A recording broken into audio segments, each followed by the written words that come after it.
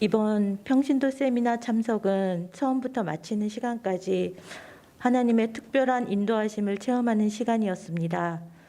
처음 신청할 때 목사님이 안양교회로 등록해 주신다고 했는데 세 분 신청 후에 등록 마감이 되어서 부득이 대전 우린교회로 추가 등록하게 되었고, 한 사람 더 등록이 가능하다고 목사님이 전화 주셔서 이경성 권사님께 권유해 보라고 하셨습니다. 권사님이 함께 참가하게 된 것은 저한테는 더 좋은 시너지가 되었습니다. 우린교회 저희 섬김 담당 목장이 같은 카장 목장인 것에 매우 놀랍고 반가운 우연이었습니다. 더욱이 그 목장에서 섬기는 선교사님이 우리에게 아주 익숙한 주민호 선교사님, 지금 해외 선교회 회장님이었습니다. 또 우리 카장 목장이 섬기는 끄줄로르다도 그쪽 카장 목장의 다음 분가 목장에서 선교사 파송 후보지로 기도하고 있다고 하였습니다. 한 주 전 저희를 섬김하러 온 우린교회 목자 부부는 아주 핸섬하고 친절과 배려가 몸에 배어 있었습니다.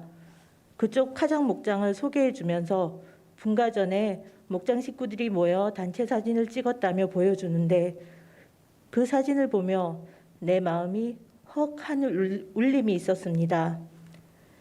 맨 뒤 건장한 남편들이 6명, 그 앞에 어여쁜 아내들, 또 그 앞에 어린 아기와 어여쁜 어린이들 4명. 와, 나 이 사진 나도 찍고 싶다 라는 생각이 확 몰려왔습니다. 그래서 그 사진을 좀 보내달라고 요청하였습니다. 그 사진 속 그림이 제가 이번 평세를 참석하는 첫 번째 도전이 되었습니다. 남편들이 믿음의 가장으로 사역에 헌신하고 아내들이 돕는 배필로 동력하며 믿음의 세대를 키우는 가정교회의 이상적인 모습이 내 속에 들어 있었습니다. 첫날과 둘째 날 강의와 간증 시간을 통해서 느낀 것은 우리는 절대 지식이 모자라지 않다는 것입니다. 가정교회 핵심 가치에서부터 영혼 구원하여 제자 삼는 교회의 존재 목적과 세계 민족의 은혜를 주는 교회의 비전을 바탕으로 가정교회의 기본 기능 아주 잘 다져져 있는 것을 확인했습니다. 단지 목자로서의 사명감과 목양에 대한 마음가짐, 영혼 구원에 대한 열정이 부족했던 것을 인정하지 않을 수 없었습니다. 가정교회 목장 사역이 목사님을 돕는 사역이 아니고 나의 목양이며, 오히려 목사님이 목자의 사명 감당을 위해 가르쳐 주시고 세워 주시고 인내하시며 기도로 도와주셨음을 깨달았습니다. 목사님이 그렇게 강조하시는 기도의 성실, 너무 잘 알고 있으면서도 실천에는 미련하여 저의 기도의 자리는 늘 썰렁하게 비어져 있었음을 고백합니다. 주님이 맡기신 목장 가족과 VIP 영혼을 위해 기도의 자리부터 성실하게 지켜서 성령의 인도함으로 구원과 회복의 열매를 맺는 목장이 되도록 노력하겠습니다.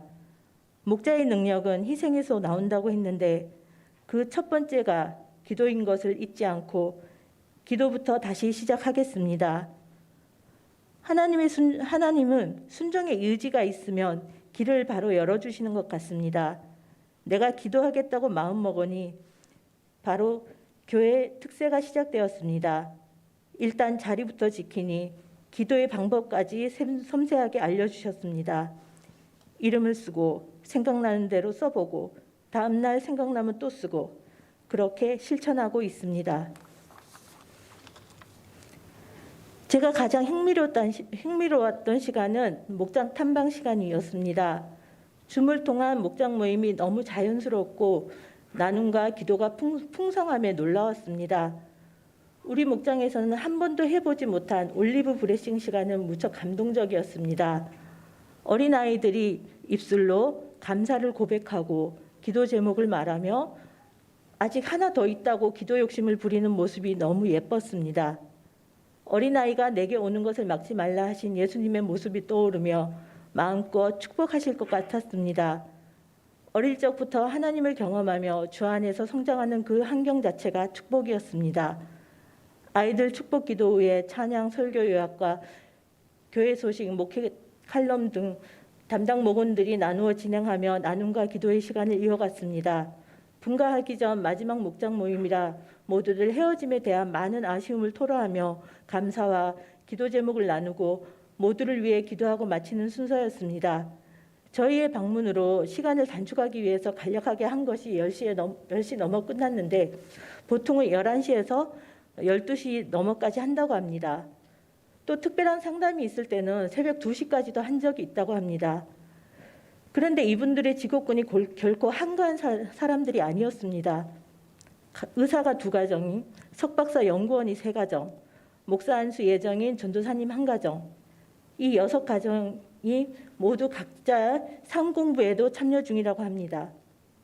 더 재밌는 건 연구원 중에 한 분이 삶 공부 과제를 잘할 수 있게 기도 제목을 내었습니다. 제가 보기엔 삶 공부 숙제 정도는 누워서 떡 먹기로 할 것 같은 분들인데 그들이 얼마나 진지하게 하나님의 일을 대하고 반응한지를 알 것 같았습니다. 목장 모임이 끝나고 따로 목자와의 담소 시간 1시간여 가졌는데 보고 배우는 원리 속에 섬김도 받아봐야 제대로 섬길 수 있다고 목자의 섬김의 본이 얼마나 중요한지를 나누었습니다. 다음 날 대전 우린교회에서 저희를 맡는 목자 부부는 자기 교회가 찬송교회보다 작아서 놀라실 거라고 했는데 과연 그 규모는 우리보다 작았습니다. 그 전날 줌으로 인사 나누었던 목장 가족들이 모두 나와서 반갑게 맞아주었습니다. 성가대나 찬양단이 없고 순서가 매우 간소한 예배가 다소 충격이 되었지만 이 교회가 얼마나 가정교회에 충실하려고 하는지 이해하게 되었습니다. 화면보다 왜소해 보이는 담임 목사의 목소리는 힘이 넘치고 말씀은 여러 순서 때문인지 간결하게 하셨습니다. 분가식은 이번 평생의 하이라이트였습니다. 자녀를 분가시키는 부모의 심정이 느껴지는 목자의 축복 기도와 목녀의 애틋한 고별사에 눈물이 나왔습니다. 나도 저렇게 보내야지. 가정교회에서 가장 아름다운 이름이 목녀라고 했습니다. 남편이 신실한 목자로 세워지고 돕는 배필로 순종하면서 섬기는 아름다운 목녀가 되고 싶습니다. 평생을 통해 하나님이 저에게 보여주신 대로 하나님의 소원을 따라 이루실 것을 믿습니다. 그 일에 도구로 쓰임받기를 소원합니다. 순종하겠습니다. 평소의 모든 일정과 은혜를 위해 기도해 주시고 함께해 주신 두 분 목사님 감사합니다. 성도님들, 가정목장 가족들 감사합니다. 모두 사랑합니다. 하늘 복 많이 받으세요.